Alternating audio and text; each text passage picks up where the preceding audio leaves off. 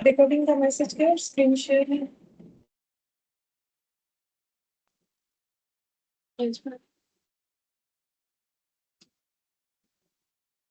तो देखो, question number 9 इसका बैलेंस शीट नंबर दिया हुआ था, ये करवाते हैं। उसके बाद इलास्ट्रेशन 4 और इलास्ट्रेशन 9 ये मेन बाकी है वो करेंगे। लिख लेते हैं, इसका वर्किंग नोट कंप्लीट हो गया था। Consolidated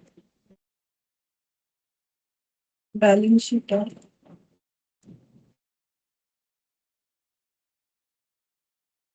A Limited and its subsidiary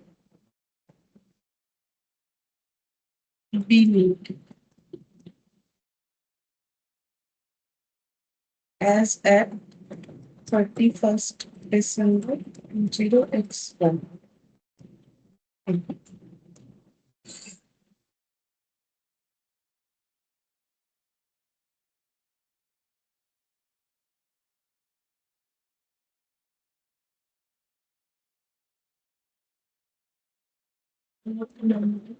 And particulars.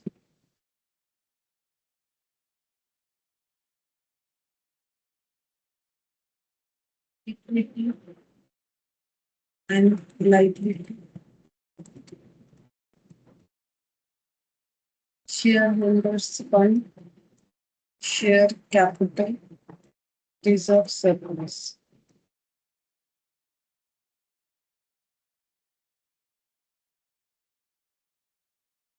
Minority interest, ये सब तो आता है। इसके बाद बाकी डिपेंड करता है क्या है, current liability, trade payable, short term.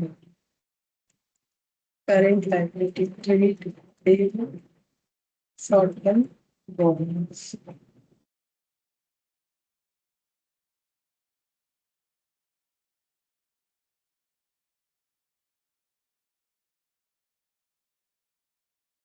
Assets,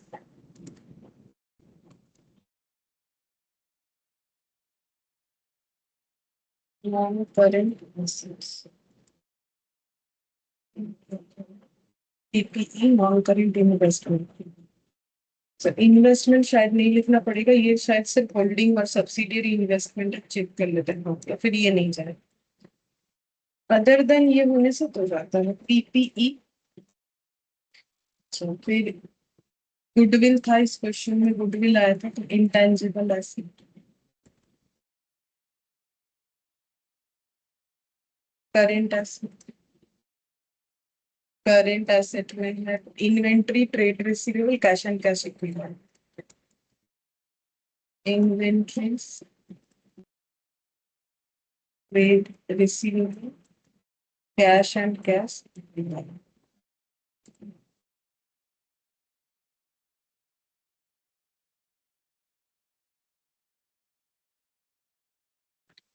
next account,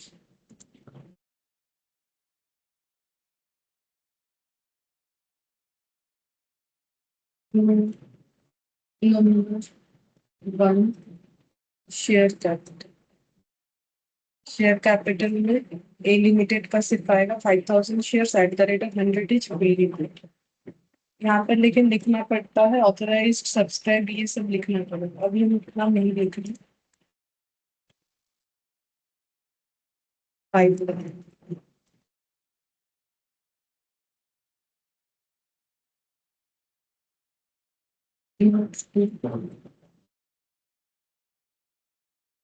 reserve and surplus.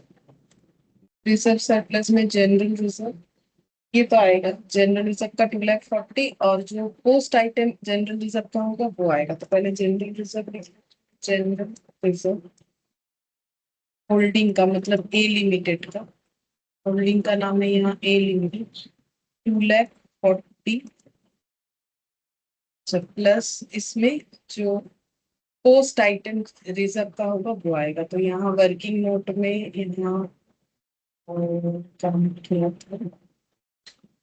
Capital nature का रिजर्व, रेवेन्यू, रेवेन्यू नेचर का रिजर्व सरप्लस, तो 80%, 34,500 का 80%, ये तो पीएल का जाएगा।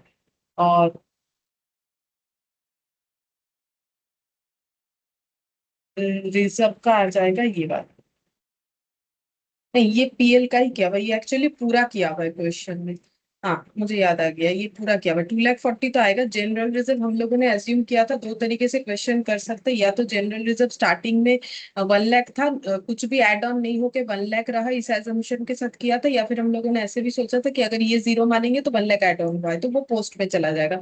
बट ये हम लोगों ने प्री माना था, तो जनरल रिजर्व क्योंकि कुछ इस बार क्रिएट नहीं हुआ तो यहाँ पर ऐड होने लायक कुछ नहीं रहा, क्योंकि यहाँ पोस्ट आइटम जाता है। तो जनरल रिजर्व तो इतना ही रहेगा।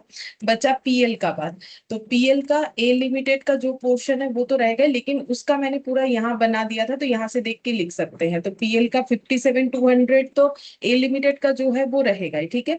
अब इसमें इन लोगों ने डिविडेंड जो कैपिटल नेचर, मतलब जो प्री एक्विजिशन डिविडेंड था उसे पोस्ट मान के क्रेडिट किया था, तो उतने से प्रॉफिट कम होके 41,200 हो जाएगा।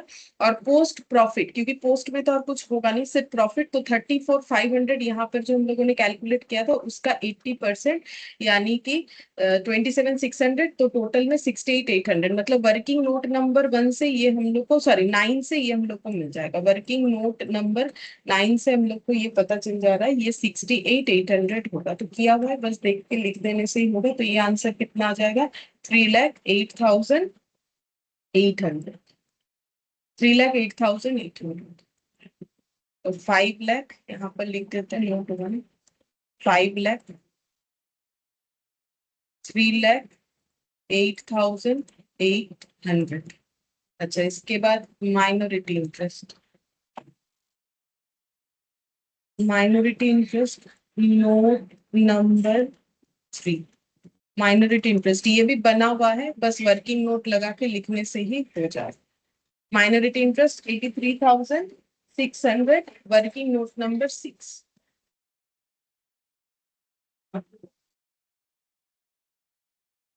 Minority interest 83,600।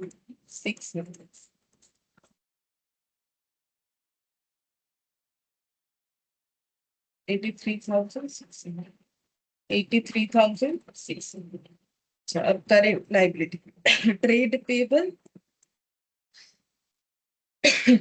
शॉर्ट टर्म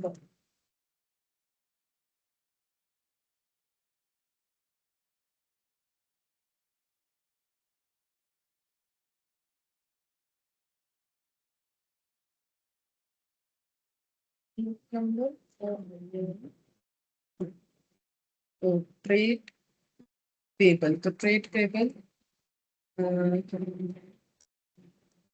47,100, 17,400, इसमें कुछ एड ऑन नहीं होगा। तो ए लिमिटेड का 47,100, बी लिमिटेड यानी सब्सिडियरी का 17,400, तो टोटल हो जाएगा 64,500। 64,500। फिर नोट नंबर 5 जो कि है शॉर्ट टर्म बोरिंग, क्योंकि ये दो आइटम ही था, तो short term borrowing note number 3 में जाके देखेंगे। बीओडी 80,000। बीओडी ए लिमिटेड का है 80,000, बस ये होगा। तो लाइबिलिटी साइड कंप्लीट। 64,500 और 80,000। 64,500, 64,500 और 80,000, ये ऐड करने से हो जाएगा। इधर से नॉन करेंट एसेट में पीपी नंबर 6।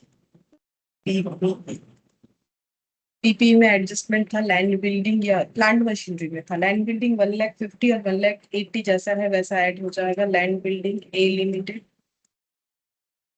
B limited 1,50,000, 1,80,000। तो ये टोटल हो जाएगा 1 लाख, 1 लाख, 2 लाख, 8 और 5, 8, 9, 10, 11, 12, 13, 1,30,000, मतलब 3,30,000 लैंड बिल्डिंग। अच्छा, plant and machinery. Plant and machinery A limited का 2,40,000 और बी लिमिटेड का 1,35,000, बट इसमें एडजस्टमेंट था। जिसका वर्किंग नोट बना हुआ था तो हम एक बार दिखा रहे थे और थोड़ी भी देते हैं फिर से एक बार। ये रहा value of plant and machinery, working note number 8 से आ जाएगा 1,71,000। ठीक है, 1,71,000 ये बी लिमिटेड का, और ए का जितना है उतना। 1,71,000 बी लिमिटेड का 1,71,000 और ए का जैसा है वैसा रहेगा, तो ए का है 2,40,000।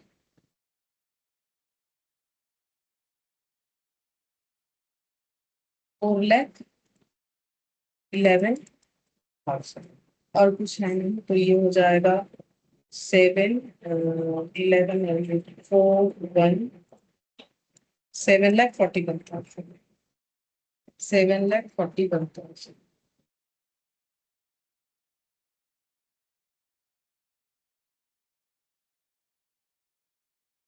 7,41। नोट नंबर 7, इंटेंजिबल एसेट जो कि ऑलरेडी कैलकुलेटेड है 17,000। 17,200। इसका वर्किंग नोट नंबर हो जाएगा, इसका वर्किंग नोट नंबर है 7 और इसका है प्लांट मशीनरी का था 8। प्लांट मशीनरी का था 8 और इसका 7। प्लांट मशीनरी का था 8 और इसका 7। Working note number 7। Note number 7 between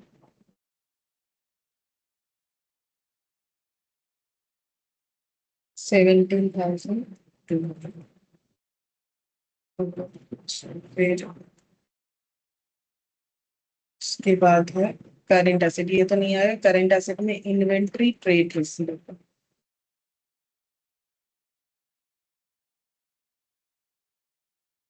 inventories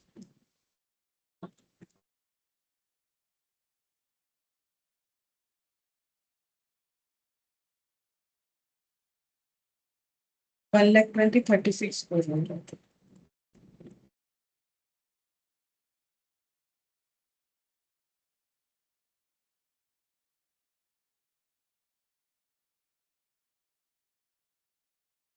note number trade receive A limited B limited, इसमें भी कोई एडजस्टमेंट नहीं होगा, जस्ट ऐड हो जाएगा 59,800।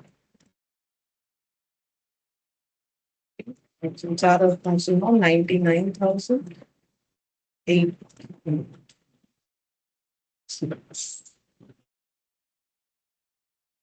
Note number 3, cash and cash equivalent A limited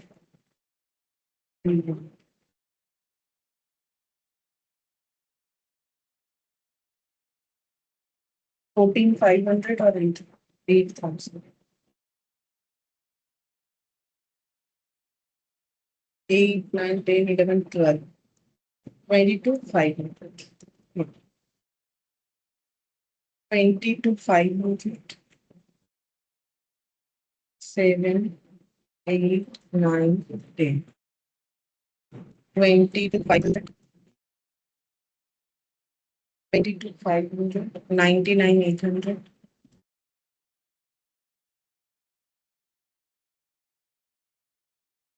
1,56,400, और साइड पर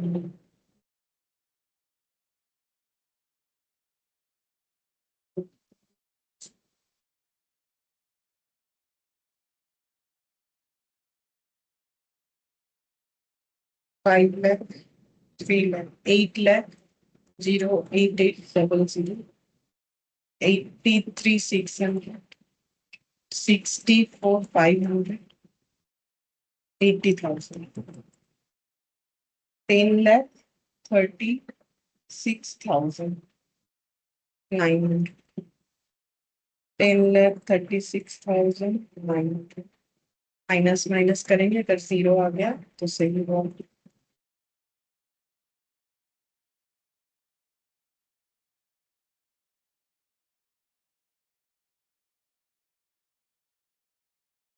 ट्वेंटी टू 500 ही आ रहा है, तो 10,36,900।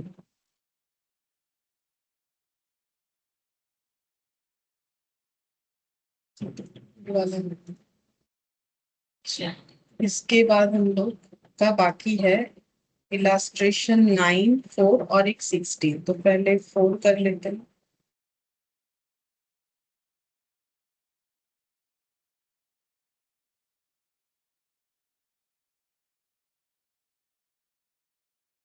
हो।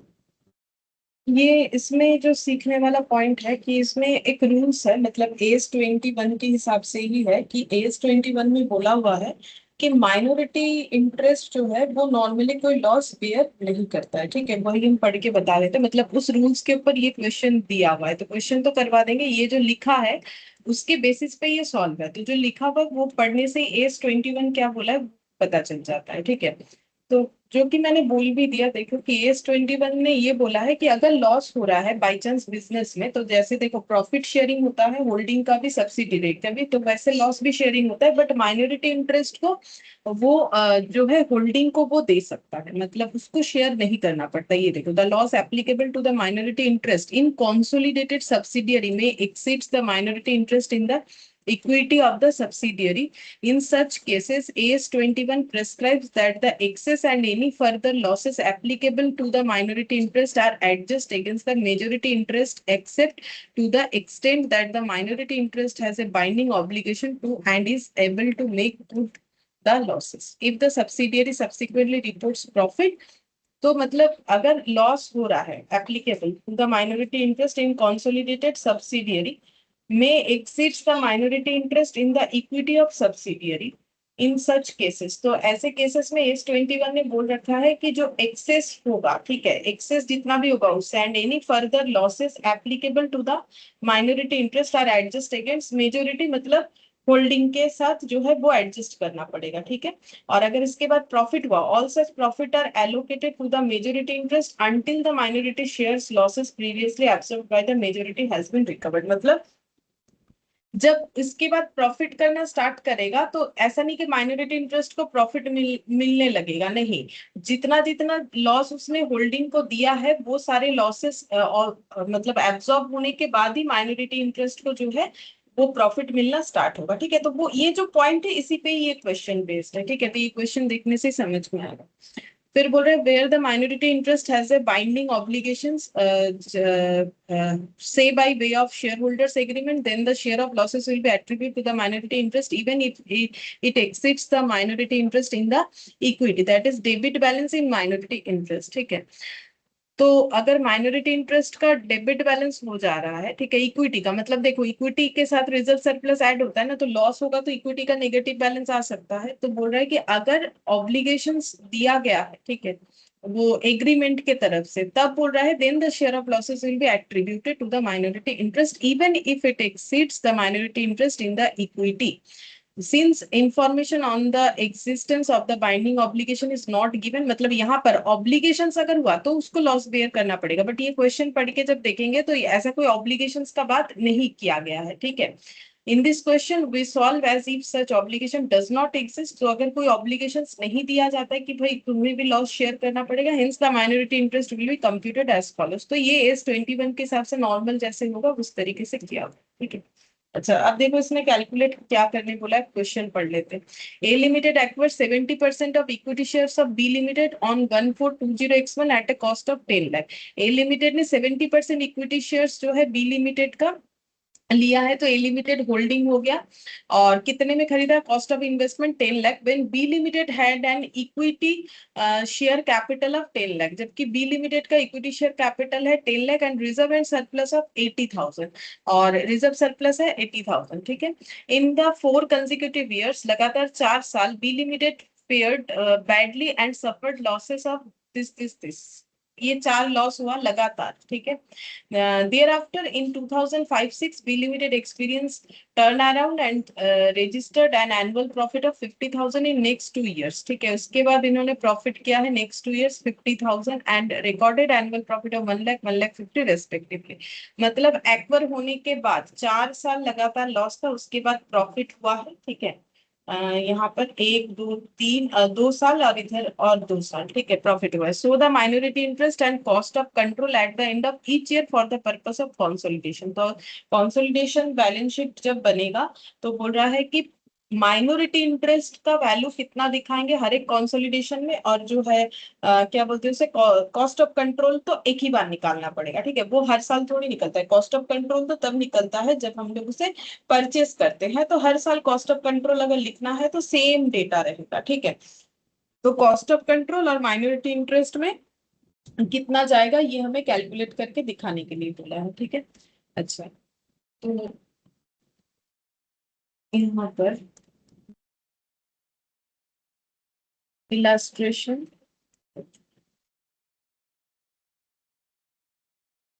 तो ईयर लिख देते हैं, कौन से ईयर में माइनॉरिटी इंटरेस्ट कितना, ठीक है, कौन से ईयर में माइनॉरिटी इंटरेस्ट कितना, और कंसोलिडेशन बैलेंस शीट में कितना जाएगा वो भी, ठीक है। तो यहाँ पर लिख देते हैं प्रॉफिट लॉस कितना हुआ हर साल, उसके हिसाब से माइनॉरिटी इंटरेस्ट में जो जुड़ना है वो जुड़ेगा, जो कि 30% है माइनॉरिटी इंटरेस्ट, क्यों, क्योंकि ये 70% है होल्डिंग, ठीक है। अच्छा, अब यहाँ पर और एक कॉलम करेंगे, पीएल, ठीक है। ये पीएल जो कॉन्सोलिडेटेड बैलेंस शीट में रहेगा, कॉन्सोलिडेटेड बैलेंस शीट का जो पीएल बनेगा, ठीक है। यहाँ पर उसका वैल्यू, और minority minority interest loss own by A limited, क्योंकि अगर कुछ ऑब्लिगेशंस ना रहे तो उसके होल्डिंग कंपनी को लॉस बेयर करना पड़ता है, और एक कॉस्ट ऑफ कंट्रोल ये बना, ये बन गया। अच्छा, तो सबसे पहले ईयर जो है वो होगा at the time of acquisition, यानी 1420x1, ठीक है। तो यहाँ पर लिख देते हैं, मतलब पहला साल है 20x1, 20x1, इसमें जब लिया गया है तो 70% शेयर बी लिमिटेड। अच्छा, तो यहाँ पर हम लोग को माइनॉरिटी इंटरेस्ट में कितना आएगा और कॉस्ट ऑफ एक्विजिशन कितना होगा वो कैलकुलेट करना पड़ेगा। तो इसमें लिखने के लिए ना काफी जगह चाहिए, क्योंकि ये टेबल फॉर्मेट में करेंगे तो मुझे यहाँ समझ में नहीं आ रहा है कि मेरा कितना जगह हो जाए, कम पढ़ने से ही प्रॉब्लम है।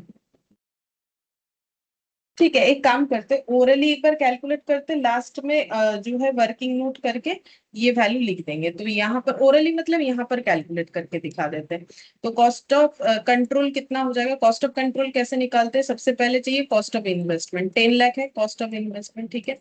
अच्छा, जो ए लिमिटेड है उसने 70% लिया है, तो बी लिमिटेड का नेटवर्थ में 70%, नेटवर्थ का मतलब हो जाता है शेयर कैपिटल जो कि 10 लाख है, प्लस रिजर्व सरप्लस जो कि 80,000 है, तो इसका 70% कितना होगा, 10,80,000 का 70%।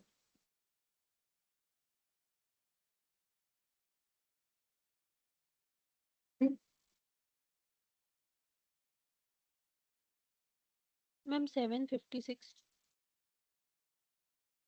Seven lakh seven fifty lakh six thousand अच्छा, 7,56,000 ये हो जाएगा नेटवर्थ। तो फिर गुडविल हुआ कि क्या बोलते हैं उसे, कैपिटल रिजर्व हो, कैपिटल टेन रिजर्व। 10 लाख पे किया ना, और मिला तो 7,56,000, तो 10 लाख से तो 7,56,000 तो ज्यादा है, तो गुडविल, ये तो नेट मिला कम, देना पड़ा ज्यादा, तो डिफरेंस गुडविल कितना हो रहा है, 244। 2,44,000, ये गुडविल होता है, ठीक है। अब हम लोग को माइनॉरिटी इंटरेस्ट में लिखना पड़ेगा, तो माइनॉरिटी इंटरेस्ट में कितना चला जाएगा, 10 लाख और 80,000 का 30%, वो माइनॉरिटी इंटरेस्ट में जाएगा, तो वो कितना हो जाएगा,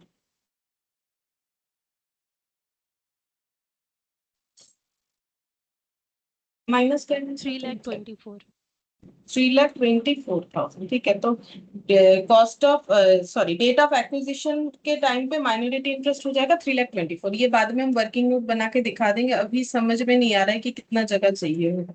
तो 3,24,000, तो माइनॉरिटी इंटरेस्ट 20x1 में होगा 3,24,000, ठीक है। ये डेट भी चाहे तो हम लोग लिख सकते हैं, एक्विजिशन डेट है 1/4, ऐसे लिख सकते हैं 1/4/20x1, इस दिन इतना हो जाएगा माइनॉरिटी इंटरेस्ट। और कॉस्ट ऑफ कंट्रोल जो है वो हम लोग का होगा, कॉस्ट ऑफ कंट्रोल ये हम लोग का हो गया 2,44,000, ठीक है। तो कॉस्ट ऑफ कंट्रोल देखो, दो चीज होगा लिखने का तरीका, एक ये ईयर जो है एक्विजिशन के बाद का ईयर X1 X2 आ रहा है, ठीक है। लेकिन माइनॉरिटी इंटरेस्ट कब कैलकुलेट होगा और कॉस्ट ऑफ कंट्रोल कब कैलकुलेट होगा, डेट ऑफ एक्विजिशन के वक्त ही कैलकुलेट होगा, तो इसके बराबर ही लिख देते, कॉस्ट ऑफ कंट्रोल हम लोग का आ गया 4,40,000 गुडविल, ठीक है। कॉस्ट ऑफ कंट्रोल जो है उसके लिए मतलब कंट्रोलिंग लेने के लिए हमारा 2,44,000 गुडविल का। अच्छा, यहाँ पर लिख देते वर्किंग नोट वन से हम लोग ये वाला करेंगे, तो वर्किंग नोट वन एकदम एंड में एक बार बना देंगे, बस हो गया। अच्छा, ये हटा देते हैं। इसके बाद नेक्स्ट जो है, नेक्स्ट देखेंगे हम लोग को, इसके बाद बात का बताते जाना है कि माइनॉरिटी इंटरेस्ट कितना होगा और कॉस्ट ऑफ कंट्रोल कितना होगा, वही बोला है हर बार बताने के लिए, लेकिन कॉस्ट ऑफ कंट्रोल तो वही रहेगा, उसमें थोड़ी ना कोई चेंज होगा, जो भी चेंज होना है माइनॉरिटी इंटरेस्ट में चेंज होना है।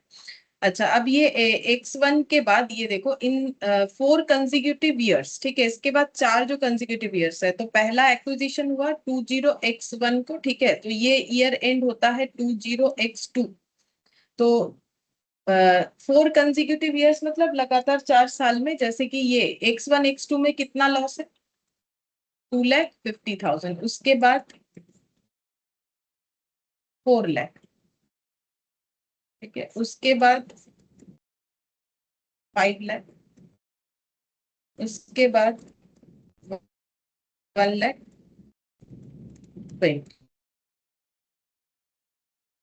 इंटरेस्ट। और ये जो लॉस है, ये सभी लॉस है अभी जो मैंने ड्रॉ किया, ठीक है, तो ये सारे लॉस जो है माइनॉरिटी इंटरेस्ट और होल्डिंग में चला जाएगा, एक का 70%, एक का 30%, ठीक है। तो 2,50,000, तो ये पीएल वाले कॉलम में यहाँ पर लिखेंगे 20X1 और X2 वाला जो ईयर है, वहां पर लॉस हुआ है हम लोग का पहले साल 2,50,000, ठीक है। तो लॉस को हम लोग ऐसे नेगेटिव में दिखा देते हैं, लॉस हुआ है। अब इस लॉस का 30% कितना होता है वो मुझे माइनॉरिटी इंटरेस्ट में दिखाना पड़ेगा, तो 2,50,000 का 30%,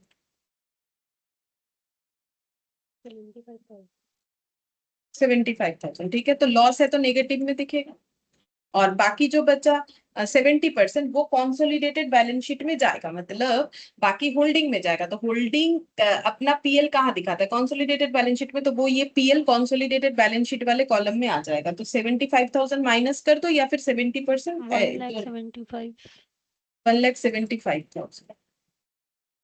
अच्छा, ये हो गया बस, और कुछ नहीं करना है। अभी कोई माइनॉरिटी इंटरेस्ट का जो लॉस है वो अभी ए को बियर नहीं करना पड़ेगा, क्योंकि इसका अभी तक प्रॉफिटेबल सिचुएशन में ही है, पूरा लॉस नहीं हुआ, अभी बैलेंस करने से समझ में आ जाएगा, ये वाला बैलेंस करना पड़ेगा, ठीक है। तो यहाँ पर हम लोग निकालेंगे बैलेंस, तो बैलेंस मतलब इसका 3,24,000 पहले पॉजिटिव था, अभी हुआ है 75,000 नेगेटिव, तो नेट करके कितना आ रहा है,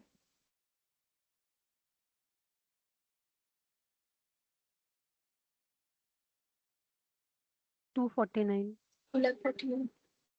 2,49,000, तो जब बैलेंस शीट बनेगा तो हम लोग का ये डेटा तो ऐड ऑन होगा ना, तो जैसे ये हो जाएगा, जैसे नॉर्मली हम लोग यहाँ पर जैसे ये इन्वेंट्रीज दोनों ऐड हो गया, या फिर इन्वेंट्रीज से बेटर है कि हम यहाँ से बताएं, जैसे कि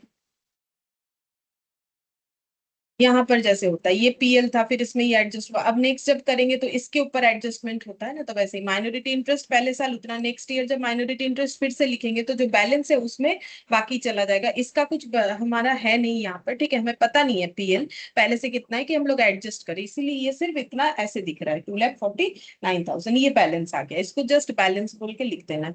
अब नेक्स्ट ईयर में जाएंगे 20X2 20X3, ठीक है, फिर से क्या हुआ है, प्रॉफिट या लॉस, लॉस हुआ है कितना, 4 लाख, तो यहाँ पर पीएल वाले कॉलम में लिख देंगे 4 लाख, ठीक है। अब 4 लाख को डिस्ट्रीब्यूट करेंगे कैसे, ये वाला हटा देते हैं, 4 लाख को डिस्ट्रीब्यूट करेंगे 30% और 70%, तो 4 लाख का 30% हो जाएगा 1,20,000, नेगेटिव है क्योंकि लॉस है, और 70% हो जाएगा 2,80,000, ये हम ओरली कर पा रहे, कैलकुलेशन तो कर लिया मैंने, ठीक है। अच्छा, अब जब बैलेंस निकालेंगे तो फिर से, मतलब बैलेंस निकालने का मतलब है सीधा बात है कि X2 X3 के बैलेंस शीट में ये कैसे दिखेगा, तो 2,49,000 से 1,20,000 लेस हो जाएगा, तो कितना बनेगा,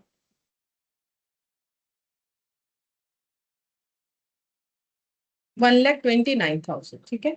अच्छा, ये 1,29,000 हो गया, अब ये जो है ये एज इट इज लिखते जा सकते हैं, हर साल के लिए 2,44,000 ही हमारा कॉस्ट ऑफ कंट्रोल रहेगा, चाहे X1 X2 के एंड में देख लो या X2 X3 के एंड में देख लो, हर बार वो 2,44,000 ही रहेगा, तो ये हम ऐसे लिखते जा रहे हैं, इसके साथ साथ ये बैलेंस आ गया 1,29,000।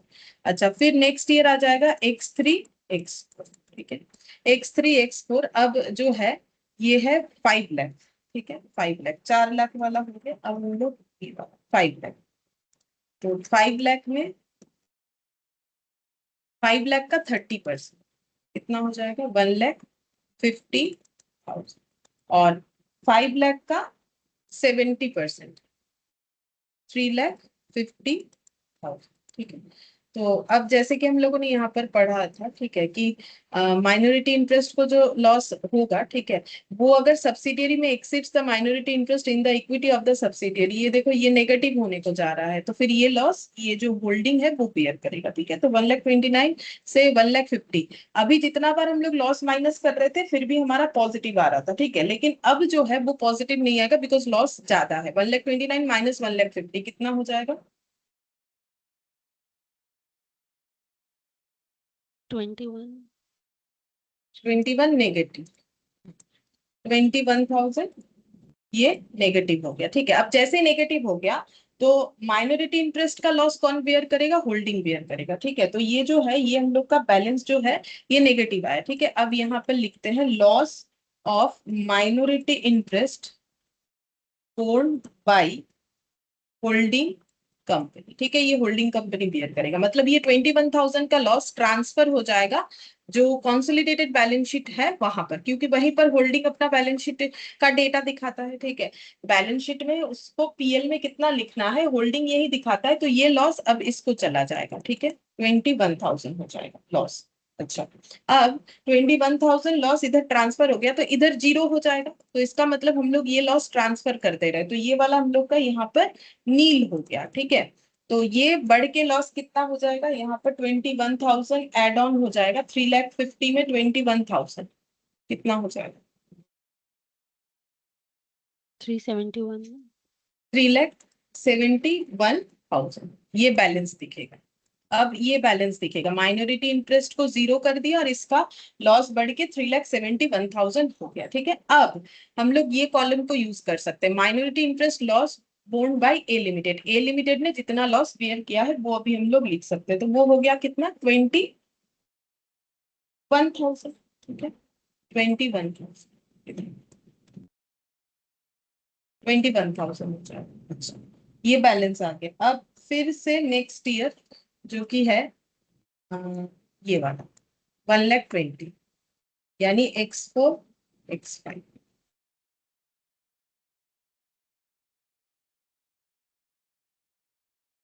1,00,000।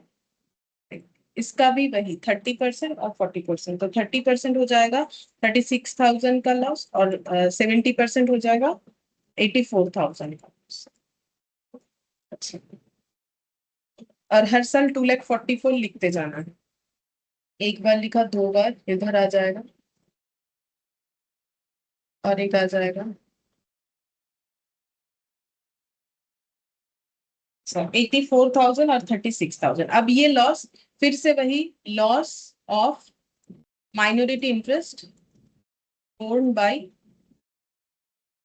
Holding company. ठीक है, तो ये 36,000 का लॉस इसका यहाँ से जीरो हो जाएगा और ये इसको ट्रांसफर कर देगा, तो इसका बैलेंस में आ जाएगा जीरो, नील।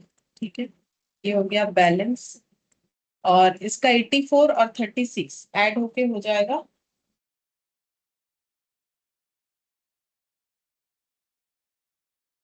1,20,000। ठीक है, 1,20,000 नेगेटिव इसका बैलेंस में, ये बैलेंस आ गया। अच्छा, इसके बाद ये वाला हो गया। नेक्स्ट X5 X6 जिसमें बी लिमिटेड का जो है प्रॉफिट होना स्टार्ट हो गया, तो पहला बार प्रॉफिट किया है 50,000। नेक्स्ट जो है X5 X6, ठीक है, तो इस बार 50,000 का पॉजिटिव बैलेंस दिखा रहे, यानी प्रॉफिट हो गया। तो प्रॉफिट होने से माइनॉरिटी इंटरेस्ट को जाएगा 30%, यानी कि 15,000, और 70% यानी 35,000। ठीक है, लेकिन रूल्स क्या है कि प्रॉफिट जो माइनॉरिटी इंटरेस्ट को जा रहा है वो अभी अपने यहाँ पर प्रॉफिट नहीं दिखा सकता, जब तक जितना लॉस उसने होल्डिंग को दिया है एडजस्ट ना हो जाए तब तक वो नहीं दिखा सकता है। ठीक है, तो जैसे कि इस कॉलम में लिखा था loss of minority interest borne by holding company, वैसे ही यहाँ पर लिख देते हैं profit share of minority interest adjust against loss of minority interest absorbed by holding company। Absorbed by holding company. Holding company ने जितना लॉस एब्जॉर्ब किया है वो सारा जो है पहले माइनॉरिटी इंटरेस्ट को देना पड़ेगा। तो पहली बार उसको 15,000 का प्रॉफिट हुआ, तो अब ये 15,000 का प्रॉफिट वो ट्रांसफर कर देगा होल्डिंग को। तो 15,000 का जो प्रॉफिट है वो ट्रांसफर करेगा, ट्रांसफर करने से उसका ये जीरो हो जाएगा, इसके पास 15,000 का जो है प्रॉफिट आ जाएगा। ठीक है, तो अब इसका 1,20,000 का लॉस था, 35 प्लस 15 का प्रॉफिट, तो ओवरऑल क्या आ रहा है 50,000 का। बैलेंस अगर दिखाए तो 50,000 का यहाँ पर जो है प्रॉफिट आएगा। यहाँ पर लिखते हैं बैलेंस, ये तो जीरो आ गया। ठीक है, और यहाँ पर हो जाएगा 35 प्लस 50 मतलब प्रॉफिट का पोर्शन, तो ये हो गया 50,000। 35 और 15 मिला के हो गया। अच्छा, अब यहाँ पर, अच्छा ये कॉलम में मैंने ये 21 के बाद लिखा नहीं है, वो लिखना पड़ेगा। तो 21,000 फर्स्ट टाइम लॉस बियर किया, उसके बाद लॉस बियर हुआ 36,000। ठीक है, 36,000 के बाद लॉस बियर करना पड़ा फिर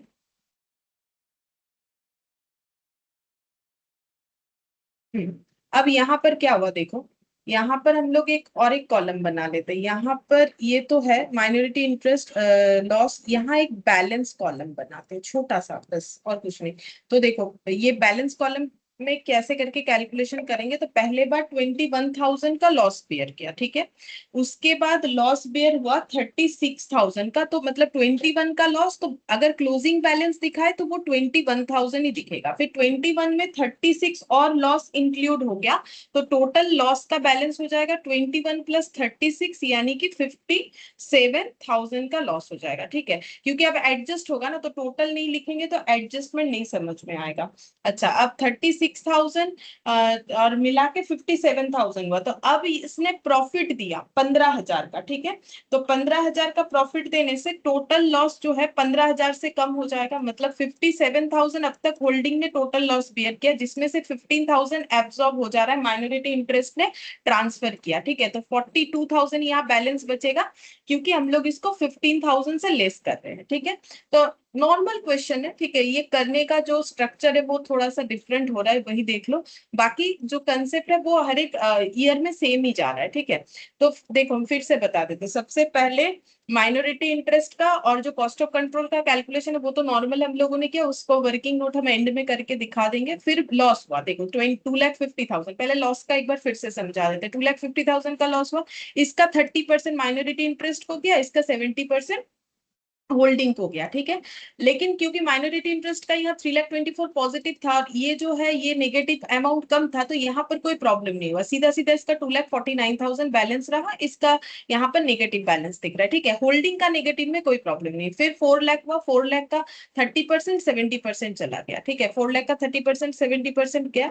फिर यहाँ पर जो है बैलेंस करके यहाँ पर आया जो 1,29,000 आया। ठीक है, बैलेंस करने के बाद ये एक लाइन लगा देते, चलो बैलेंस करने के बाद 1,29,000 आए, ये कलर से बता, जो कि अभी तक पॉजिटिव ही रहा, तो कोई प्रॉब्लम नहीं। और इधर जो है हम लोग का 2,80,000, इसका नेगेटिव में कोई इश्यू है भी नहीं। ठीक है, फिर 5,00,000, अब यहां से प्रॉब्लम स्टार्ट हुआ। जैसे 5,00,000 का लॉस हुआ, अब लॉस का जो पोर्शन इसको लेना पड़ा, उससे इसका जो है मतलब माइनॉरिटी इंटरेस्ट का वैल्यू नेगेटिव आ गया 21,000। तो ये लॉस कौन बेयर करेगा, ये लॉस अब होल्डिंग बेयर करेगा, तो ये अपने यहाँ से 21,000 का लॉस हटा देगा। तो अगर मैथमेटिकली देखा जाए तो ये नेगेटिव है, इसको पॉजिटिव 21,000 करोगे तो ये जीरो हो जाएगा। तो उस तरीके से लिखा हुआ है, ये 21,000 इसको ट्रांसफर हो गया। अब हम लोग लिख देंगे कि टोटल लॉस इतना ट्रांसफर हुआ है, बैलेंस लॉस इतना, मतलब ओवरऑल अभी 21,000 लॉस ट्रांसफर हुआ है, तो टोटल लॉस का बैलेंस भी 21,000 आ रहा है।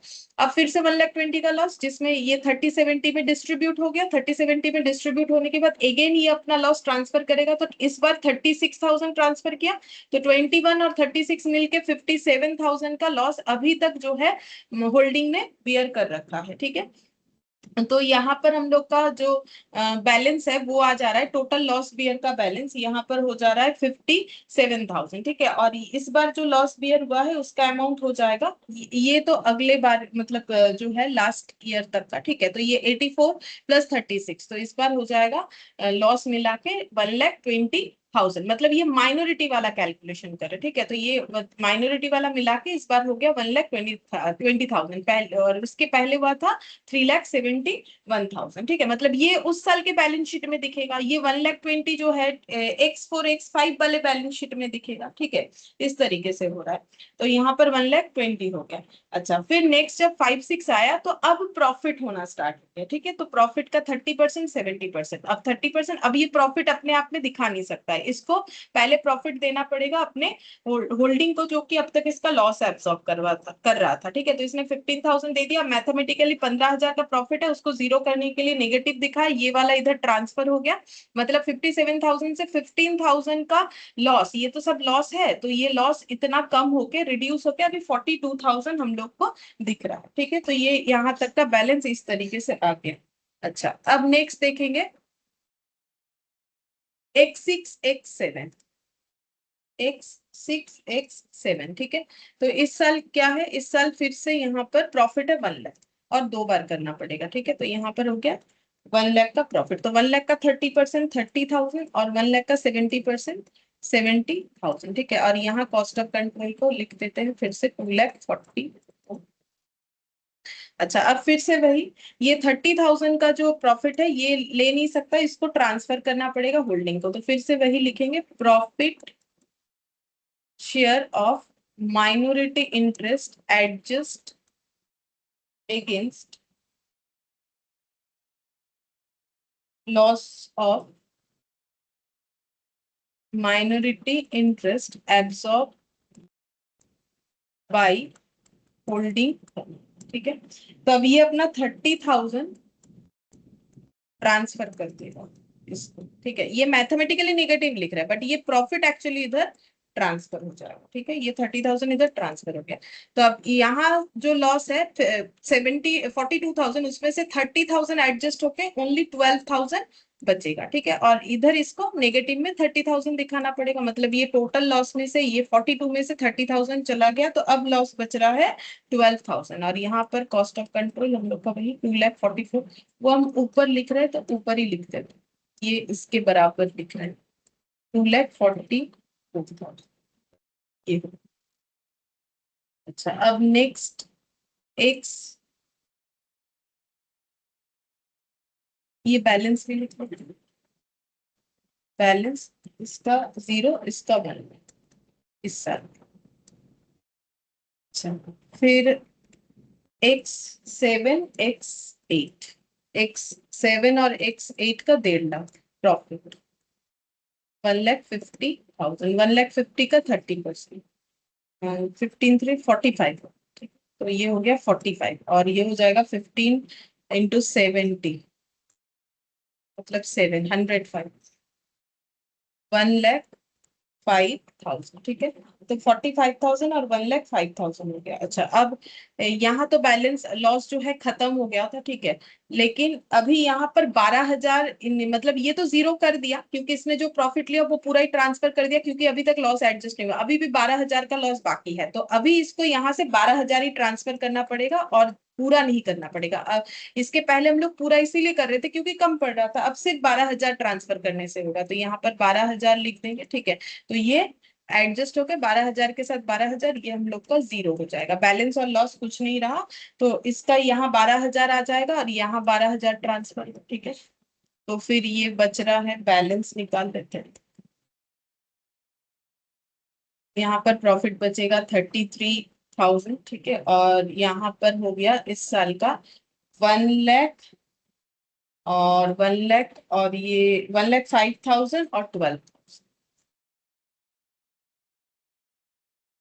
1,17,000,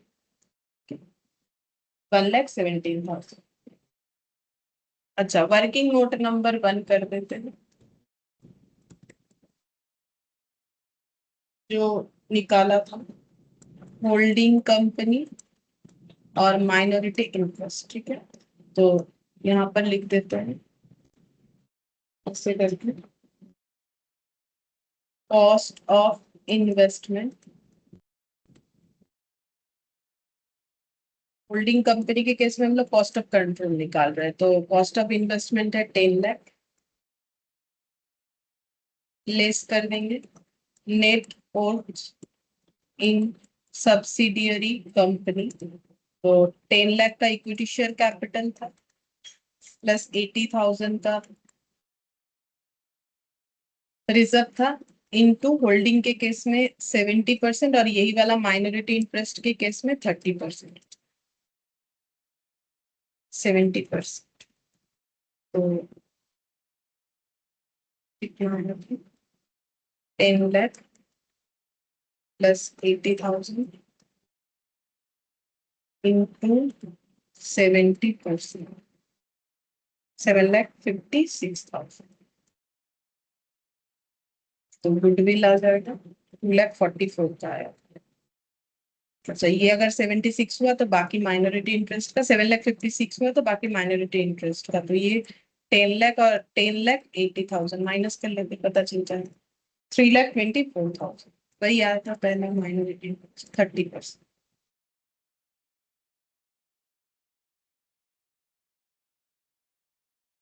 ये अलग कर देते हैं क्योंकि इसका सिर्फ गुडविल है, इसका नहीं होगा, तो ये लिख देते हैं नेट और इन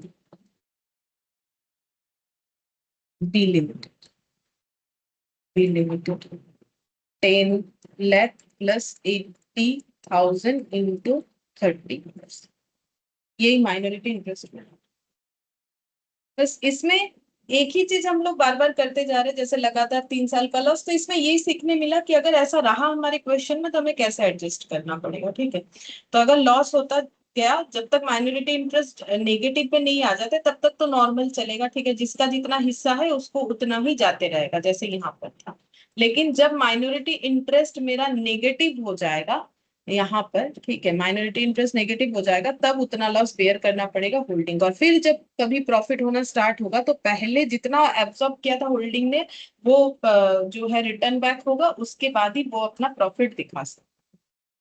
और जैसा अमाउंट रहेगा वैसा कैलकुलेशन हो जाएगा। सो नेक्स्ट हम लोग करेंगे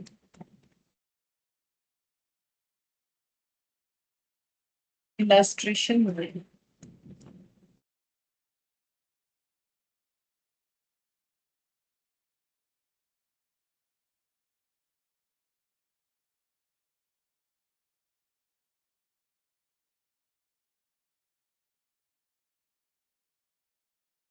अच्छा, इसमें बोला है कि on 31st March 20x1 P Limited acquired 1,05,000 shares of Q Limited for 12 lakh. The position of Q Limited on that date was as under: property, plant, equipment, current asset 1,50,000, equity share of 10 is fully paid up, pre-incorporation profit, profit and loss account, trade payable. P Limited and Q Limited give the following information: equity share, securities premium, pre-incorporation profit, general reserve, profit and loss account, trade payable, PPE, investment, current asset. That's all.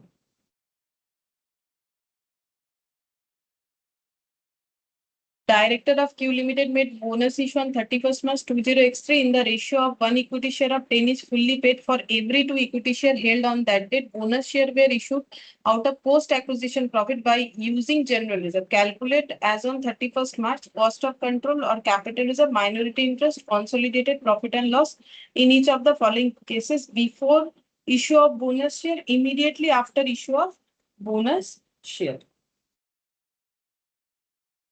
ठीक है,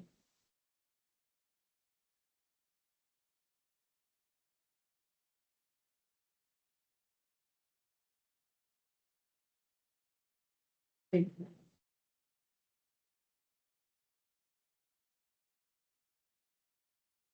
एक बार फिर से बताते हैं क्या क्या बोल रखा है। बोला है कि 31st March 20x1, अभी हम लोग ड्रॉ करेंगे पहले। 31st March 20x1, ठीक है, इस डेट पे क्या हुआ है, पी लिमिटेड ने एक्वायर किया है 1,05,000 shares of Q limited. Date of acquisition, P limited जो है वो होल्डिंग है, मतलब उसने एक्वायर किया है कितना shares, 1,05,000 shares for Q limited. 1,05,000 shares, number of shares ये नंबर है, और कॉस्ट ऑफ इन्वेस्टमेंट है 12 लाख। ये बोला कॉस्ट ऑफ इन्वेस्टमेंट है 12 लाख। इतने से खरीदा है। The position of Q limited on that date was, मतलब जो सब्सिडियरी कंपनी है उसके पास पीपी इतना था उस डेट को, करेंट एसेट इतना था, इक्विटी शेयर था टोटल 1,50,000, जिसमें से 1,05,000 पी लिमिटेड ने लिया है। तो इससे हम लोग ये फाइंड आउट कर पाएंगे कि हमारा जो क्या बोलते हैं उससे परसेंटेज ऑफ होल्डिंग कितना है। ठीक है, प्री इनकॉर्पोरेशन प्रॉफिट है 30,000 और प्रॉफिट एंड लॉस अकाउंट है 60,000 और ट्रेड पेबल है 1,05,000। प्री इनकॉर्पोरेशन प्रॉफिट का मतलब होता है कि जैसे कि अगर कोई ऑर्गेनाइजेशन, ठीक है, किसी का बिजनेस खरीद रहा है या फिर खुद ही पहले पार्टनरशिप में था अब कंपनी में ट्रांसफर हो रहा है। ठीक है, जैसे कि दो चीज ही हो सकता है, यहाँ पर तो मैं बोला नहीं किस चीज का प्री इनकॉर्पोरेशन प्रॉफिट। जैसे मान लो कि कोई ऑर्गेनाइजेशन जैन से लेके फॉर एग्जाम्पल जुलाई तक वो पार्टनरशिप में था। ठीक है, अब वो चाहता है कि अपने बिजनेस को जो है कंपनी बना लेगा, तो इनकॉर्पोरेशन वर्ड कंपनी से रिलेट होता है। मान लो वो कंपनी बनाना चाहता है अपने बिजनेस को, तो यहाँ से मान लो इसके जुलाई 1 जुलाई तक वो पार्टनरशिप में था, उसके बाद से उसने कंपनी बना दिया, तो फिर कंपनी, ये ईयर एंड होता है इनका दिसंबर। ठीक है, तो पूरे 1 साल का जब फाइनल अकाउंट्स बनेगा तो पार्टनरशिप में रहते वक्त जो प्रॉफिट था उसे हम लोग बोलेंगे प्री इनकॉर्पोरेशन प्रॉफिट, मतलब कंपनी इनकॉर्पोरेट होने के पहले का प्रॉफिट प्री इनकॉर्पोरेशन, और कंपनी हो जाने के बाद का जो प्रॉफिट है उसे हम लोग बोलते हैं पोस्ट इनकॉर्पोरेशन प्रॉफिट, यानी कि नॉर्मल प्रॉफिट। तो ये रेवेन्यू नेचर का हो जाएगा, ये कैपिटल नेचर का हो जाएगा। ठीक है, तो प्री इनकॉर्पोरेशन प्रॉफिट का मतलब ये होता है। तो शायद पी लिमिटेड में, सॉरी क्यू लिमिटेड का ऐसा कोई कंडीशन रहा होगा, इसीलिए इसके यहाँ पर हमें प्री इनकॉर्पोरेशन प्रॉफिट दिख रहा है। ये जो पीएल दिख रहा है ना, ये पोस्ट इनकॉर्पोरेशन प्रॉफिट है। तो इसका कुछ नहीं, इसका नेचर जो है वो कैपिटल नेचर का है, इसका नेचर जो है वो रेवेन्यू नेचर का है, बस इतना सा बात है। तो इस डेट पे ये सारा चीज जो है सब्सिडियरी के पास था। फिर पी लिमिटेड और क्यू लिमिटेड ने 31 मार्च 20 X3, ये लेकिन 31 मार्च 20 X1 है, X3 का जो है डिटेल्स हमें दिया है, इक्विटी शेयर दोनों का, before bonus issue, securities premium, pre incorporation profit, general reserve, PL, trade payable, PPE, investment क्या है 1,05,000 इक्विटी शेयर में, ये जो दिया हुआ था क्यू लिमिटेड के यहाँ पर। ठीक है, at a cost of 12 lakh, यानी cost of investment, current asset बता दिया है। फिर बोल रहा है director of Q limited made bonus issue, इन्होंने बोनस इशू किया है कब, 31 मार्च को, in the ratio of 1 share of 10 is fully paid for every 2 equity share, मतलब अगर 2 इक्विटी शेयर है तो एक बोनस शेयर मिलेगा।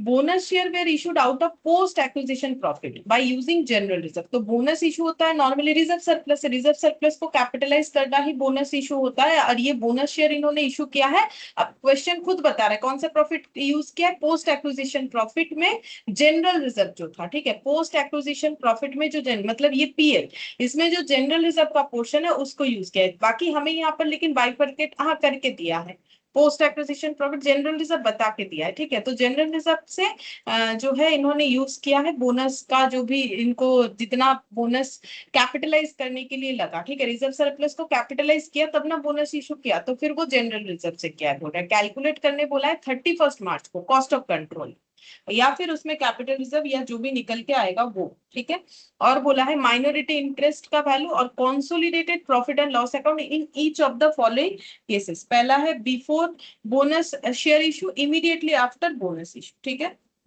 तो सबसे पहले हम लोग परसेंटेज ऑफ होल्डिंग वगैरह ये निकाल लेते हैं। ठीक है, अभी तो ये इतना ही ड्रॉ रहने देते, फिर इसमें कुछ जुड़ेगा तो लिखते हैं। सबसे पहले यहाँ पर लिखते हैं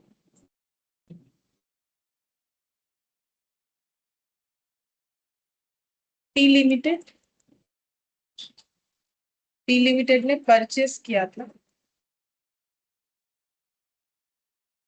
purchase on 31 March 20 X1 1,05,000 shares, number of shares.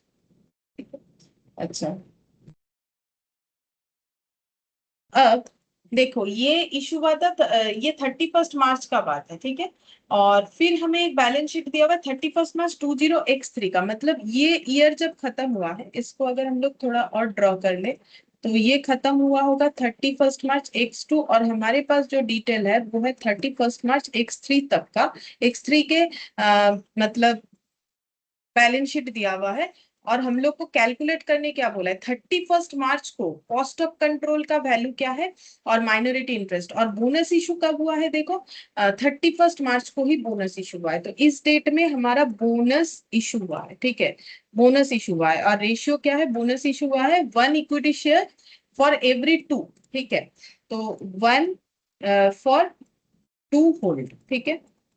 तो इसका मतलब अगर मुझे कैलकुलेट करना है कॉस्ट ऑफ कंट्रोल, तो उसके लिए तो मुझे परसेंटेज ऑफ होल्डिंग वगैरह निकालना पड़ेगा। तो परसेंटेज ऑफ होल्डिंग निकालने के लिए मुझे ये पता करना पड़ेगा कि होल्डिंग कंपनी का नंबर ऑफ होल्डिंग शेयर्स कितना है, ठीक है। तो अगर हम इस डेट को निकालेंगे तो बोनस इशू हुआ, तो बोनस इशू हुआ तो फिर पी लिमिटेड को भी तो बोनस मिला होगा, तो इसमें ऐड करेंगे परचेज ऑन इतना शेयर्स जो है वो इतना हो गया, ठीक है। और बोनस इनको कितना मिला होगा, तो 2 होल्ड करने से एक मतलब आधा, ठीक है। अगर पुराना 2 शेयर है तो नया 1 शेयर मिलेगा। तो अगर इनके पास 1,05,000 शेयर था तो इनको बोनस के लिए कितना मिला, बोनस इशू जब हुआ तो इनको कितना नंबर ऑफ शेयर्स मिला।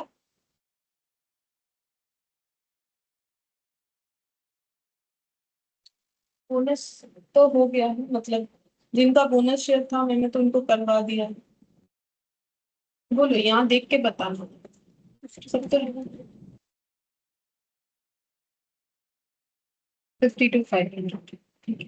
तो 1,05,000 इंटू 1/52,500, ठीक है। तो इतना, तो टोटल इनके पास शेयर कितना हो गया, 1,00,00575, 1,57,000। तो फिर परसेंटेज ऑफ होल्डिंग कितना हो जाएगा, परसेंटेज ऑफ होल्डिंग, तो परसेंटेज ऑफ होल्डिंग कितना हो जाएगा,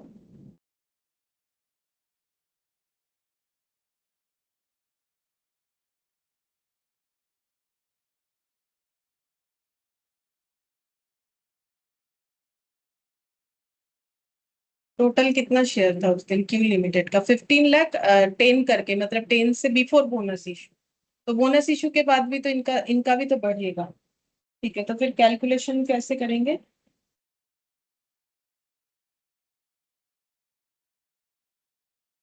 1,57,500।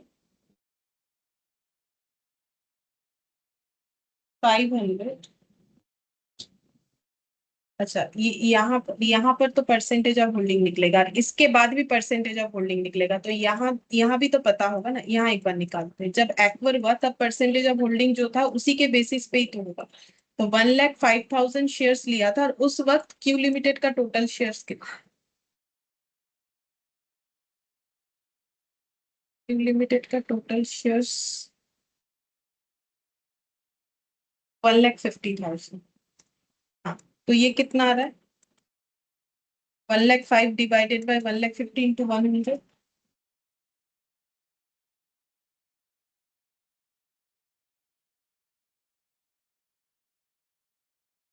70%, ठीक है। तो जब होल्ड किया था, जब डेट ऑफ एक्विजिशन पे ही तो परसेंटेज ऑफ होल्डिंग डिसाइड होता है, तो डेट ऑफ एक्विजिशन पे 1,05,000 शेयर्स एक्वायर किया गया था क्यू लिमिटेड का, जिसके पास टोटल 1,50,000 शेयर्स था। बिकॉज ये जो डिटेल्स है ये क्यू लिमिटेड का ऊपर अभी हम लोगों ने पढ़ा, ठीक है। ये क्योंकि 2 ईयर आ जा रहा है तो इसीलिए 2 बार इंफॉर्मेशन दिख रहा है हमें, ठीक है। तो परसेंटेज ऑफ होल्डिंग था तब 70%, तो फिर 70% है तो माइनॉरिटी इंटरेस्ट का कितना हो जाएगा, ऑटोमेटिकली 30%। इसको मैंने यहाँ कैलकुलेट करके दिखा दिया। तो परसेंटेज ऑफ होल्डिंग तो हम लोग का है, पी लिमिटेड का है, यहाँ पर लिख देते हैं 70%। तो 70% के हिसाब से अगर देखा जाए तो फिर 1,57,500 आफ्टर बोनिंग हुआ, ठीक है। तो उसमें ये फिर 70% का वैल्यू हो गया, ठीक है। मतलब इसको ऐसे लिख देते हैं, ये जो है ये 70% का हो गया, ठीक है। तो माइनॉरिटी इंटरेस्ट का कितना हो जाएगा, 30%। तो ये निकाल लेते हैं 1,57,500, ये अगर 70% का वैल्यू है तो 30% का वैल्यू कितना होगा,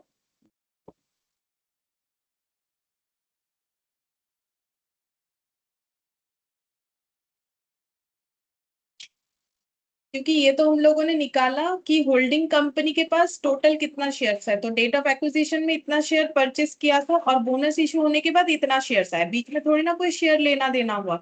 तो फिर इतना शेयर्स था, फिर बोनस इशू हुआ इतना, क्योंकि हमें बोला है कि इस डेट पे निकालने के लिए कॉस्ट ऑफ कंट्रोल वगैरह, तो हम लोग इस डेट पे कितना है वो कैलकुलेट कर रहे हैं, कितना जो है क्वांटिटी शेयर है इनके पास। तो 1,57,500 अगर इक्विवेलेंट टू 70% है तो 30% कितना होगा, नॉर्मल कैलकुलेशन यूनिटरी मेथड।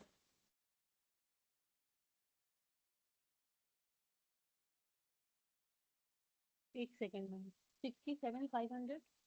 हाँ 67,500 में ये 70% का वैल्यू है, ये 30% का वैल्यू हो जाएगा 67,500। ये लेकिन बहुत इंपॉर्टेंट चीज होता है। ये जो मतलब यूनिटरी मेथड होता है ये हमेशा पता होना चाहिए, ये हम बार बार सभी को बताते हैं, हर एक क्लास में ही बताते रहते हैं, चाहे इंटर हो चाहे फाउंडेशन हो, क्योंकि ये हमारा बेस है। ठीक है, ये बेस है, ये कोई सीखने का बात ऐसा नहीं, ये बेस है कि भाई ये चीज इतना है तो ये कितना होगा। ये नॉर्मल चीज कोई भी सब्जेक्ट में लाइफ में कभी भी लग सकता है, सब्जेक्ट का बात नहीं है, ठीक है, कभी भी लग सकता है। परसेंटेज से हुआ, या जैसे कि 2 पेन का दाम अगर 4 रुपए है तो एक एक पेन का दाम कितना है, तो 4/2। तो ये सब नॉर्मल, ये चीज जो है हमारा कैलकुलेशन स्ट्रांग होना चाहिए ना, ये सब ठीक है। तो ठीक है, आंसर सही है, बट ये इसमें स्ट्रॉन्ग करना पड़ेगा कि यूनिटरी मेथड कैसे होता है, तो हम बार बार सिखाते भी हैं। देखो क्यों आंसर देरी से आ रहा है, देखो ऐसे होता है कि मेरा अगर 70%, अगर मेरा 1,57,500 है, तो देखो मुझे तो बचपन में ऐसे ही सिखाया गया था, मैंने ऐसे ही सीखा था।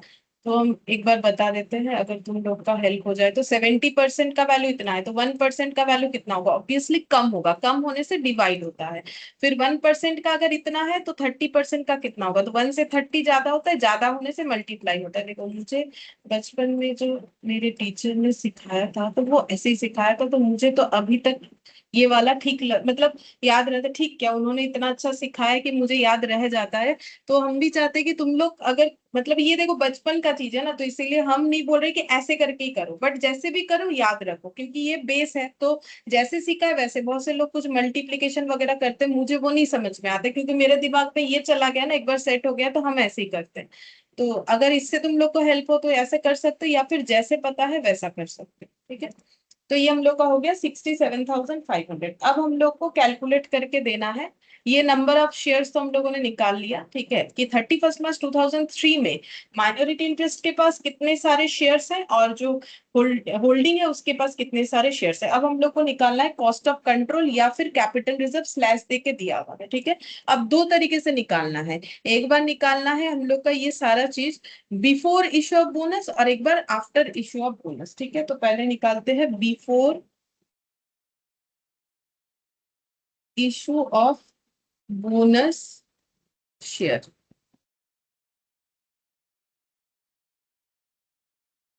तो कॉस्ट ऑफ, सबसे पहले हम लोग निकालेंगे कॉस्ट ऑफ कंट्रोल, या फिर वहीं पर स्लैश देके लिखा हुआ है क्वेश्चन में कैपिटल रिजर्व, ठीक है। तो कैपिटल रिजर्व आई जरूरी गुडविल भी आ सकता है, बट बोला है जैसा मैंने लिख दिया, ठीक है। तो इसके लिए हमें चाहिए कॉस्ट ऑफ कंट्रोल, तो सीओसी लिख देते हैं, ठीक है। Cost of sorry cost of investment control को कॉस्ट ऑफ इन्वेस्टमेंट चाहिए, जो कि था 12 लाख, ठीक है, जो कि था 12 लाख, ठीक है। लेस कर देंगे नेट और इन सब्सिडियरी कंपनी, ठीक है, नेट और इन सब्सिडियरी कंपनी, तो वो निकालना पड़ेगा। तो नेट और इन सब्सिडियरी कंपनी निकालने के लिए हमें कैलकुलेट करना पड़ेगा शेयर कैपिटल और रिजर्व सरप्लस का अमाउंट, ठीक है। चलो करते हैं, प्रॉफिट का कैलकुलेशन करना। तो देखो ये जो है प्री इनकॉर्पोरेशन प्रॉफिट है, पीएल, सिंपल पीएल, ये दोनों ही मतलब ये रेवेन्यू नेचर का है, ठीक है। ये हम लोग का क्यू लिमिटेड का जो है जब एक्विजिशन हुआ तब का है, ठीक है। तो इसका मतलब इतना इनको खरीदना पड़ा होगा, ठीक है, जब इन्होंने एक्वर किया है तो फिर इतना इनको खरीदना पड़ा होगा। 60,000 और 30,000, 90,000, 90,000 में पूरा तो नहीं खरीदना पड़ेगा, जितना उसका शेयरिंग है उतना खरीदना पड़ेगा। मतलब ये निकालने के पहले, ये तो निकाल ही लेंगे, बट इसको निकालने के पहले मेरे मेरे को पूरा प्रॉफिट का कैलकुलेशन करके दिखाना पड़ेगा, जो कि वर्किंग नोट का पार्ट होगा। तो अभी कितना जगह रखें, तो जगह रखना पड़ेगा। यहाँ पर बिफोर बोनस इशू हो जाएगा, कॉस्ट ऑफ कंट्रोल आएगा एक, ठीक है, माइनॉरिटी इंटरेस्ट का वैल्यू आएगा, और कॉन्सोलिडेटेड पीएल में कितना जाएगा वो आएगा। और उसके बाद इमीडिएटली आफ्टर बोनस इशू ये तीनों चीजें निकालना पड़ेगा। इतना जगह रख, इतना जगह रख देते हैं, मैंने थोड़ा ज्यादा ही छोड़ दिया, तुम लोग 2 पेज जितना छोड़ दो, ठीक है, कम नहीं होना चाहिए, ठीक है। तो अब यहाँ पर पहले वर्किंग नोट बनाएंगे। Analysis of profit of Q limited. अच्छा, हम ना नेक्स्ट पेज में ही कर लेते हैं, क्योंकि मेरा ये इतना जगह छोड़ने के बाद यहाँ नीचे खत्म हो गया, तो फिर ये पूरा ही रख लेते हैं। यहाँ पर लिखेंगे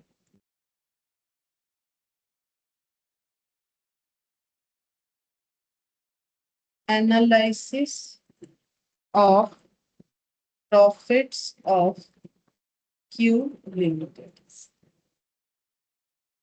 तो दो तरीके का प्रॉफिट होता है।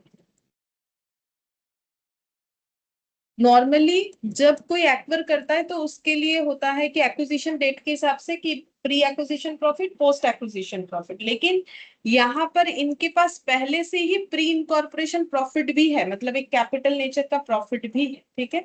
और यहाँ पर लिखेंगे रेवेन्यू प्रॉफिट, दोनों को एक साथ ही कॉलम में कैलकुलेट कर लेंगे। रेवेन्यू का मतलब होता है पोस्ट एक्विजिशन, रेवेन्यू नेचर का मतलब, और कैपिटल नेचर का मतलब होता है प्री एक्विजिशन।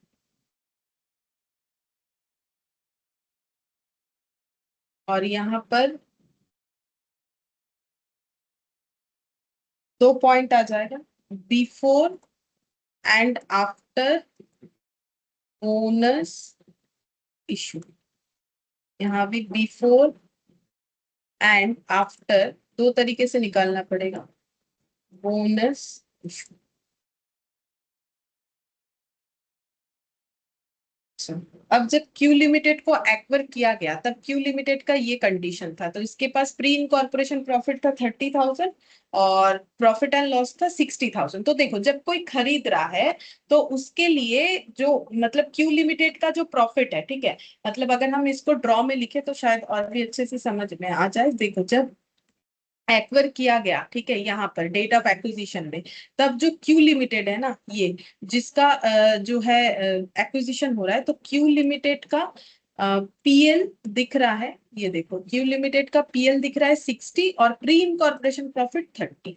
पीएल दिख रहा है 60 और प्री इनकॉर्पोरेशन प्रॉफिट जो है वो दिख रहा है 30।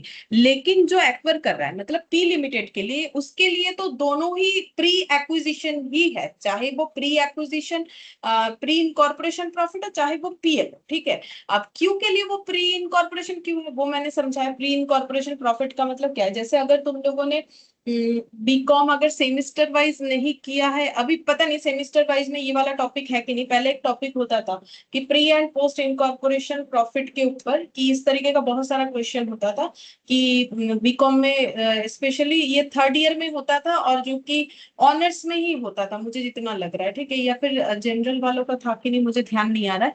तो उसमें ऐसे जो है pre incorporation and post incorporation profit को डिवाइड किया जाता था, ठीक है। बट यहाँ पर देखो, जो खरीद रहा है उसके लिए तो दोनों का दोनों प्रॉफिट ही प्री नेचर का हो गया, ठीक है, क्योंकि 60,000 का प्रॉफिट भी उसने नहीं कमाया, ये 30,000 में भी उसको खरीदना ही पड़ेगा, ये दोनों प्रॉफिट में उसको 70% प्रॉफिट खरीदना पड़ेगा, ठीक है। उसके लिए इसके बाद का सारा प्रॉफिट जो है रेवेन्यू नेचर यानी पोस्ट वाला होगा, ठीक है। तो अब हम लोग यहाँ पर लिख लेंगे प्री इनकॉर्पोरेशन प्रॉफिट्स 30,000,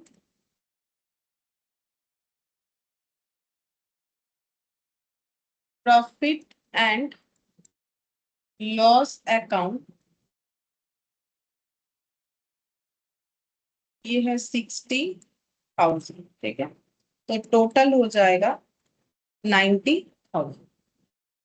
तो बिफोर और आफ्टर बोनस इशू इसमें सेम ही रहेगा, मतलब बोनस इशू तो बाद में आ रहा है, ठीक है, वो तो मैंने कॉलम में नाम लिख दिया, बाकी देखो जब डेट ऑफ एक्विजिशन जा रहा है तो ये इतना 90,000 हो गया। अच्छा, अब और क्या है देखते हैं, ये 90,000 हो गया।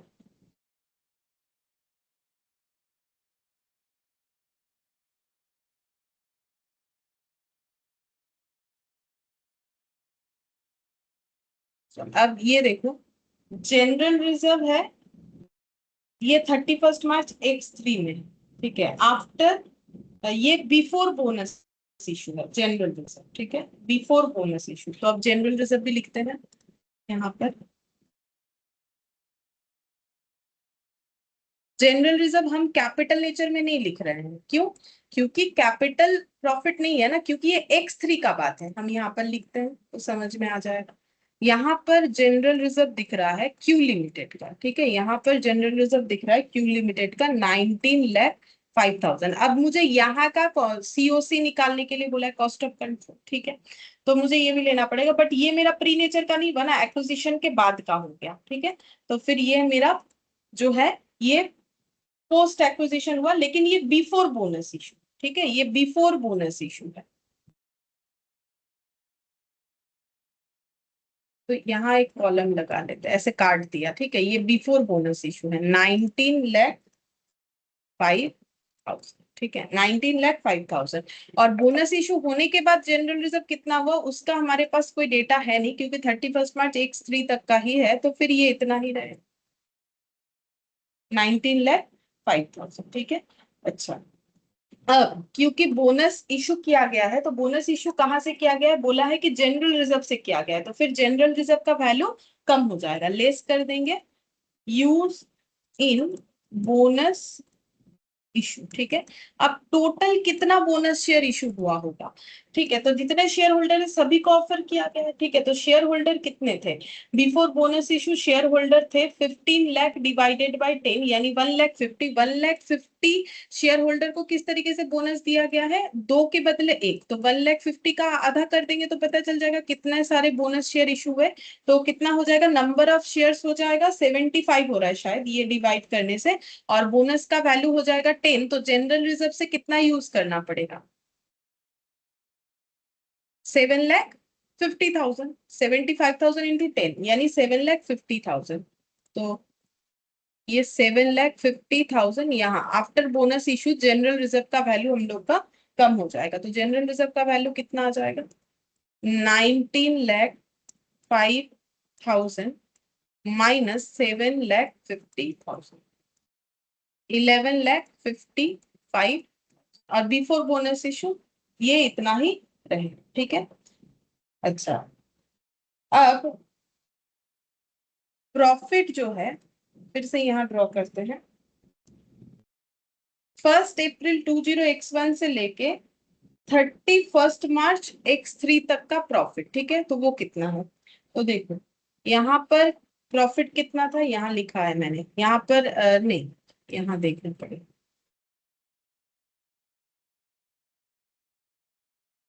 प्रॉफिट था हम लोग का, ये देखो यहाँ प्रॉफिट हुआ है 4,20,000, ये लिख ले, यहाँ पर प्रॉफिट हुआ है 4,20,000, ठीक है। अच्छा, और इसके पहले प्रॉफिट जो प्री इनकॉर्पोरेशन वाला नहीं, नॉर्मल रेवेन्यू प्रॉफिट, रेवेन्यू के साथ रेवेन्यू एडजस्ट होगा, तो 4,20,000 माइनस 60, तो इस पीरियड में कितना प्रॉफिट अर्न हुआ है, तो अर्नड PL जो है वो हम लोग का हो जाएगा 4,20,000 माइनस 60, ठीक है, तो ये हो जाएगा हम लोग का 3,60,000, 3,60,000 ये हो जाएगा प्रॉफिट, यहाँ पर लिखेंगे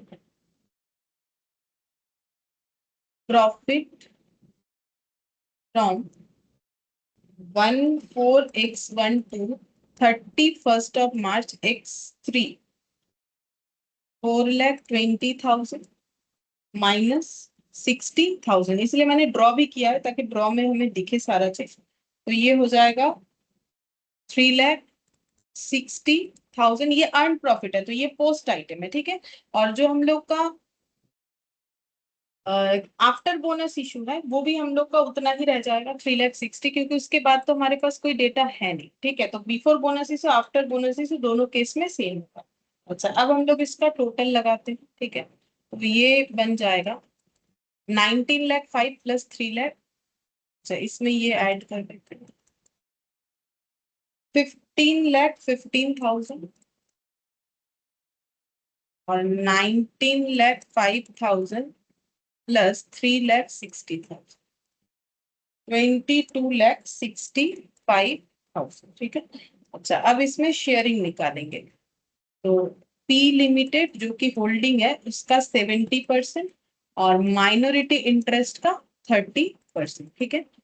तो यहाँ पर हो जाएगा ये वाला जो पॉइंट है कि प्री एक्विजिशन कैपिटल प्रॉफिट, ठीक है। तो कैपिटल प्रॉफिट का वैसे बिफोर आफ्टर बोनस इशू तो कुछ आएगा नहीं, ठीक है। ये हम लोग का बोनस इशू क्योंकि 31 मार्च को हो रहा है, तो कैपिटल प्रॉफिट तो मतलब जब एक्विजिशन हुआ तो बिफोर आफ्टर नहीं आ रहा, तो इसके इस कॉलम में ये वाला अगर नहीं भी लिखोगे तो भी चलेगा, बाकी लिख दिया है बट उसका कुछ यूज हुआ नहीं, ठीक है। तो 90,000 इंटू 70% ये हो जाएगा 63,000 और ये हो जाएगा हम लोग का 27,000। और इधर अगर हम लोग देखें तो 22,65,000 का 70%, 15,85,500 और 30% माइनस कर देते 22,65,000, 6,79,500। अच्छा, और इधर हो गया 15,15,000 इंटू 70%, 10,60,500 और माइनस 15,15,000। तो ये हो जाएगा 4,54,500, ठीक है। तो ये वाला हम लोग का कैपिटल प्रॉफिट का पी लिमिटेड का डेटा आ गया, मतलब होल्डिंग का, ये माइनॉरिटी इंटरेस्ट का, यहाँ पर ये होल्डिंग और इधर ये नीचे का दो माइनॉरिटी इंटरेस्ट का, ठीक है। ये मेन चीज था इस क्वेश्चन में, ये मिल जाए तो हम लोग बाकी कैलकुलेशन अब बस पुट कर करके कर पाएंगे, ठीक है।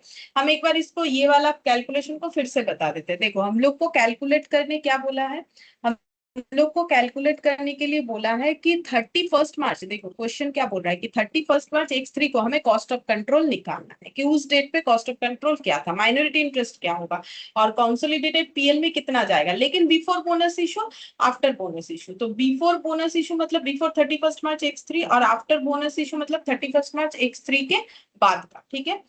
तो जैसे ही हम लोग कॉस्ट ऑफ कंट्रोल निकालने गए, ठीक है, तो हम लोग को कॉस्ट ऑफ इन्वेस्टमेंट पता चल गया, बट मुझे निकालना है net worth in subsidiary company. अब नेट वर्थ का मतलब क्या होता है, share capital plus reserve and surplus, ठीक है, ये होता है।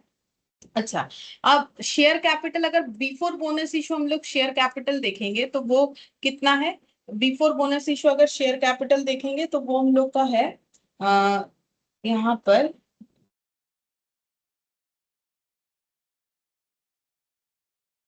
15 लाख का 70% है ना, 15 लाख टोटल, इसका मतलब ये 1,50,000 शेयर, मतलब 15 लाख ही लेते हैं ना, तो 15 लाख का शेयर्स इंटू 70%, ये शेयर्स तो आ जाएगा। मतलब मुझे क्या करना पड़ता है, इक्विटी शेयर, ये देखो मुझे करना पड़ेगा equity share capital plus reserve surplus, ये हो जाएगा मेरा नेट वर्थ, इस पे मुझे 70% लगाना पड़ेगा, मतलब इंडिविजुअली अगर देखिए इसके ऊपर 70%, इसके ऊपर 70%, ये तो मुझे मिल जा रहा है शेयर कैपिटल का value.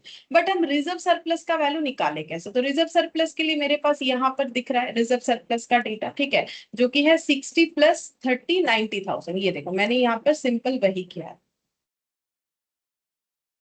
Before bonus 60 plus 30 90,000, but इसमें पी लिमिटेड का 70% जाएगा, माइनॉरिटी इंटरेस्ट का 27,000 जाएगा, सिंपल तरीका, ठीक है। तो अब नेट वर्थ का वैल्यू निकाल लेते हैं। तो नेट वर्थ हो जाएगा हम लोग का यहाँ पर नेट वर्थ है टोटल 15 लाख प्लस ये वाला, ये दोनों लिख लो 60 प्लस 30, यहाँ पर भी हम लोग करके कर सकते हैं, बट वो एक टेबल बना लिया हम लोगों ने, ठीक है, ताकि पूरा डिटेल्स रहे हमारे पास 70%। तो ये हो जाएगा 15 लाख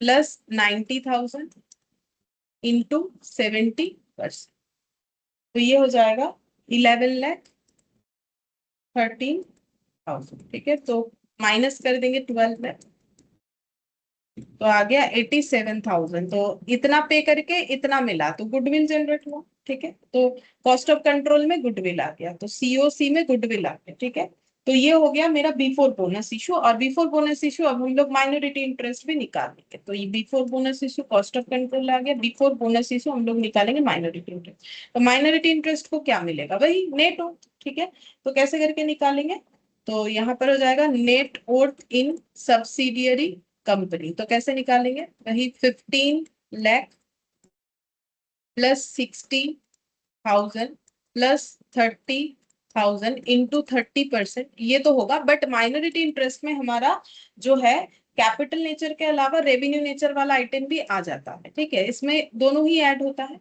तो रेवेन्यू नेचर वाले में क्या आएगा, तो क्योंकि हम लोग बिफोर बोनस इशू कर रहे हैं, तो ये देखो इसीलिए मैंने ये बना रखा है।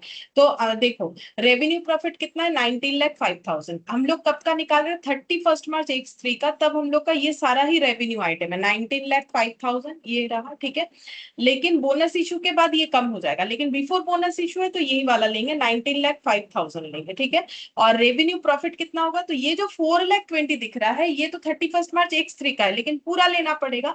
जनरल रिजर्व का क्यों नहीं लिया, क्योंकि इसके पहले इनके पास कोई जनरल रिजर्व था नहीं कि उसका हम लोग उस तरीके से कैलकुलेशन करें। ठीक है, लेकिन इनके पास प्रॉफिट था, तो 60,000 का प्रॉफिट बढ़ के हो चुका है अब 4,20,000। तो 4,20,000 और 60,000 का गैप, जो कि मेरा ये रेवेन्यू नेचर का हो गया 22,65,000, जिसमें पी लिमिटेड का इतना है और माइनॉरिटी इंटरेस्ट का है 6,79,500। तो मुझे यही लेना पड़ेगा अभी।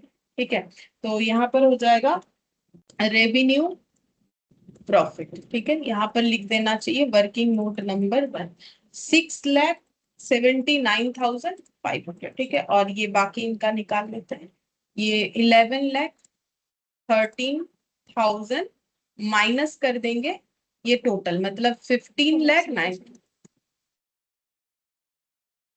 4,77, 4,77। अब ये ऐड कर लो, दोनों पता चल जाएगा। माइनॉरिटी इंटरेस्ट में 6,79,500, 11,56,000। वो नेगेटिव दिख रहा है, मैंने आगे पीछे डेटा लिखा है बोल के, बाकी नेगेटिव है नहीं। 11,56,500 आ गया। ठीक है, और एक चीज दिखाना पड़ेगा बिफोर बोनस इशू की कॉन्सोलिडेटेड पीएल में हम लोग कितना दिखाएंगे।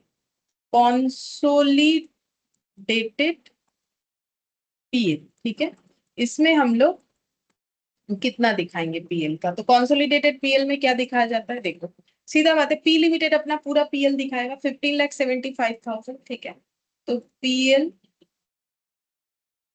पी लिमिटेड का 15,75,000 और पोस्ट पोर्शन यहाँ पर ऐड कर देगा। ठीक है, तो यहाँ पर हो जाएगा रेवेन्यू प्रॉफिट। ठीक है, तो revenue profit before bonus issue वो कितना है, ये रहा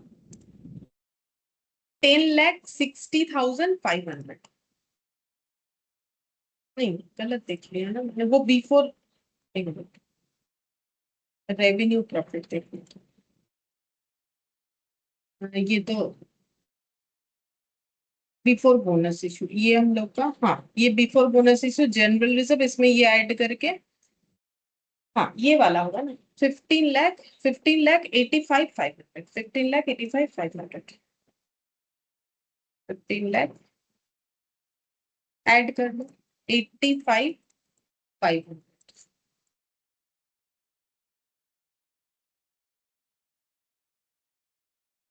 31,60,500। अब ये सेम तीनों आंसर मुझे निकालना है फिर से immediately after bonus issue, immediately after bonus issue.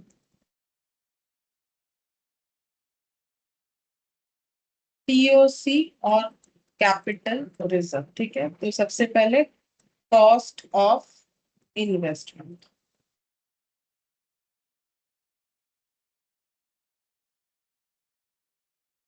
Wealth,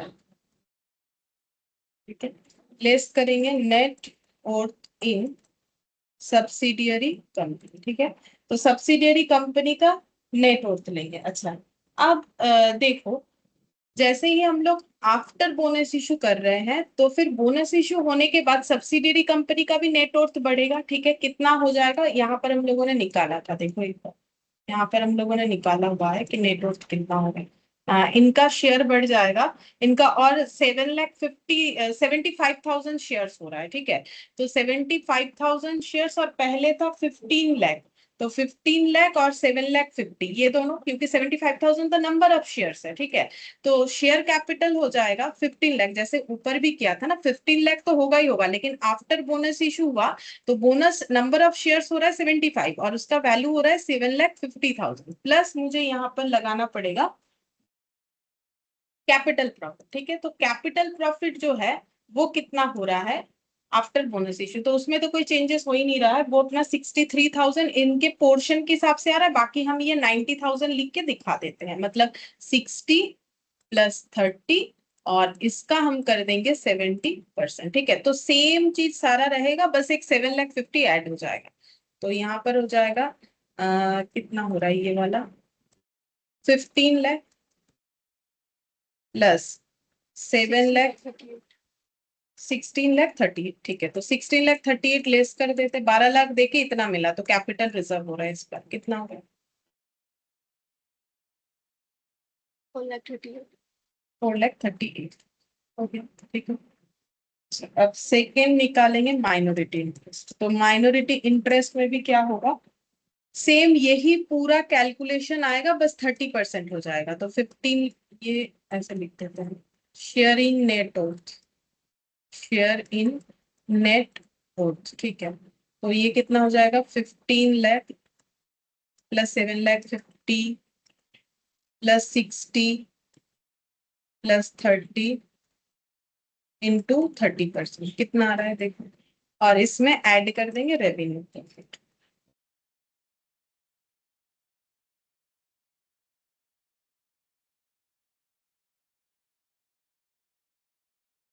ये निकालो रेवेन्यू प्रॉफिट, हम यहाँ से देख के लिखते हैं रेवेन्यू प्रॉफिट।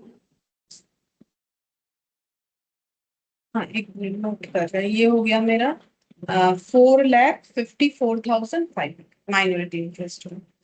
4,54,500, हाँ ये वाला बोलो कितना आ रहा है 7,02,000। तो कितना आ रहा है टोटल करके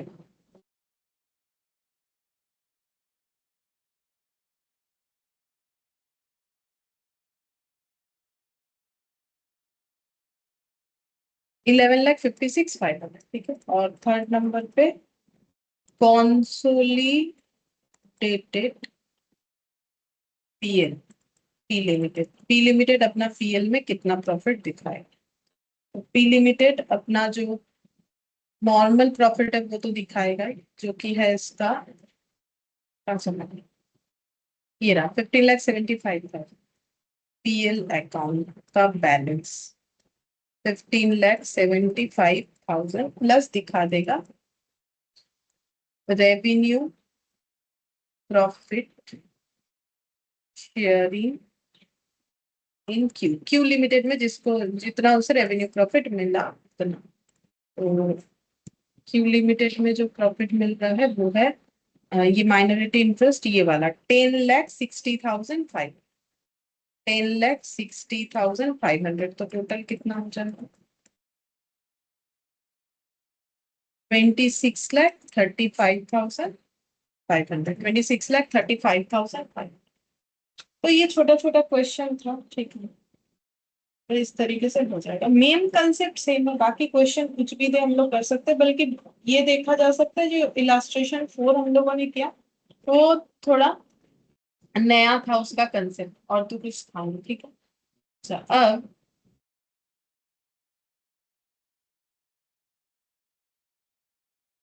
ये सभी हम लोग कवर कर चुके हैं सारा क्वेश्चन एक्सेप्ट इलास्ट्रेशन 16। ठीक है, ये 16 वाले में हमें एक्चुअली जो है सब कॉन्सोलिडेटेड पीएल यहाँ पर बनाने के लिए बोला है। मुझे इतना याद आ रहा है, एक सेकंड देख लेते। सब्सिडियरी कंपनी का बैलेंस शीट दिया हुआ है, ठीक है, 2 साल का, X0 X1 का। बी है एक subsidiary company, share capital, reserve surplus, short term borrowing, trade payable, short term provision, assets, ये सब दिया हुआ है, ठीक है। शेयर कैपिटल, रिजर्व, ये पूरा ही पूरा सब्सिडियरी का डिटेल्स दिया हुआ है, ठीक है। फिर बोल रहा है also consider the following information. अच्छा, करने क्या बोला, रीस्टेट करने बोला है बी लिमिटेड के बैलेंस शीट को आफ्टर कंसिडरिंग अबव इंफॉर्मेशन। मतलब ये पॉइंट को कंसिडर नहीं किया गया, इसको कंसिडर करके फिर से मैं ये बैलेंस शीट बनाने के लिए बोला है, कंसोलिडेशन पर्पस से। Would restatement be necessary to make the accounting policy adopted by E limited and B limited. Actually यहाँ पर क्या हुआ है, देखो प्रॉब्लम, देखो बोल रहा है कि बी लिमिटेड एक सब्सिडियरी कंपनी है ए लिमिटेड का, ऊपर पूरा बी लिमिटेड के 2 साल का डिटेल्स था। Both the companies follow calendar year as accounting है, तब तो ठीक है। देखो यूनिफॉर्मिटी बनाना पड़ता है ना जब कंसोलिडेट होगा, लेकिन एक चीज तो अच्छा है, दोनों कैलेंडर ईयर फॉलो करते हैं। प्रॉब्लम खत्म, एक प्रॉब्लम तो। A limited values inventory on weighted average, जबकि बी लिमिटेड फीफो में करता है। अब ये प्रॉब्लम हो गया, ठीक है, कि ए लिमिटेड वेटेड में करता है, बी फीफो में करता है। To bring B limited values in the line with those of A limited, तो एक्चुअली बी को ए की तरह बनना पड़ेगा क्योंकि वो होल्डिंग है, ठीक है। Its value of inventory is required to be reduce by 12,000। तो इन्होंने वैल्यू वैल्यू सब कर दिया। बोल रहा है कि ए के जैसा वेटेड एवरेज फॉलो करने के लिए, ठीक है, बी को अपना वैल्यू जो है इन्वेंट्री का 12,000 से कम करना पड़ेगा फॉर X0 ईयर में, और 34,000 से फॉर X1 ईयर में, ठीक है।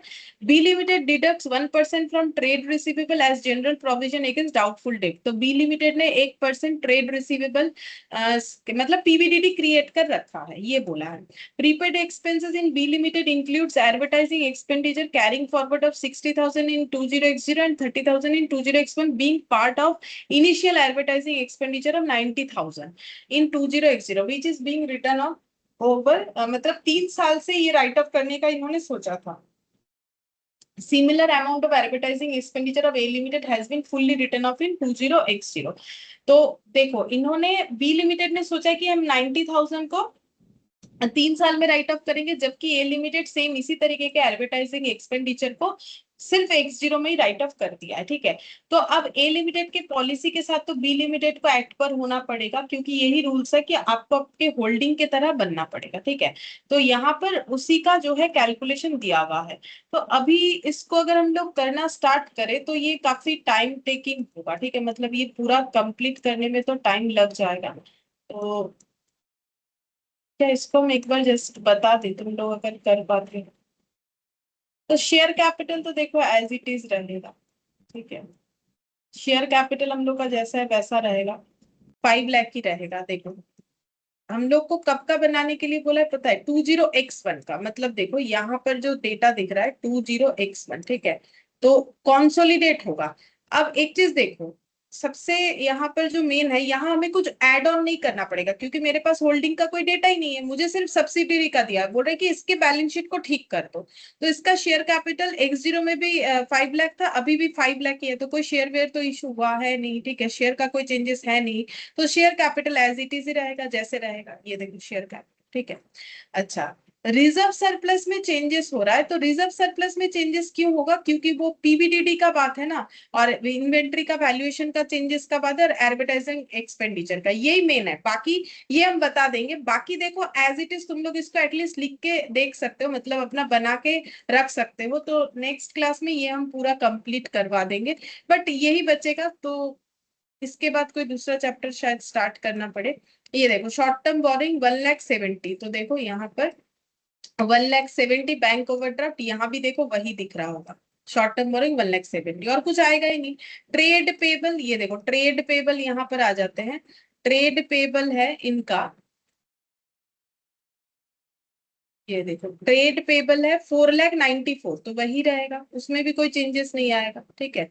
ये देखो 4,94,000। शॉर्ट टर्म प्रोविजन 4,30,000 लिखा है, तो शॉर्ट टर्म प्रोविजन में क्या था, प्रोविजन फॉर टैक्सेशन 4,30,000, तो यहाँ भी 4,30,000 रहेगा। नो चेंजेस, सिर्फ चेंज जो है अगर लाइबिलिटी साइड, इसलिए हम बोल रहे हैं तुम लोग ये खुद भी कर सकते हो, सिर्फ लाइबिलिटी साइड में इसके अलावा और कोई चेंजेस हुआ ही नहीं, जैसा था वैसा लिखना है। बस X1 का डेटा यहाँ पर लिख देना है, और नोट्स तो जैसे बनाते हैं वैसे बना लेना है, ठीक है। अच्छा, अब इधर एसेट साइड में अगर आते हैं, पीपीई भी देखो 2,24,000 ही होगा, क्योंकि पीपीई में भी तो कोई चेंजेस बोला नहीं है। तो पीपीई यहाँ पर ये देखो 2,24,000 2,24,000 ही रहेंगे।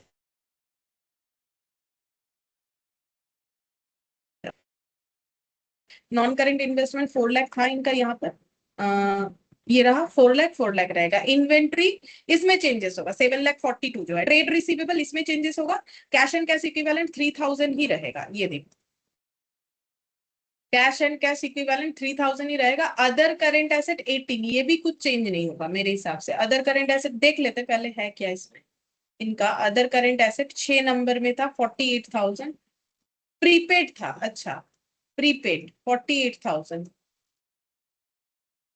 ये 18,000 हुआ है। इसमें चेंजेस होगा क्योंकि प्रीपेड एक्सपेंसेस 48, नहीं इसमें ना शायद इन्होंने गलत लिख दिया, ये 48 ही तो होना चाहिए, टोटल करने से पता चलेगा।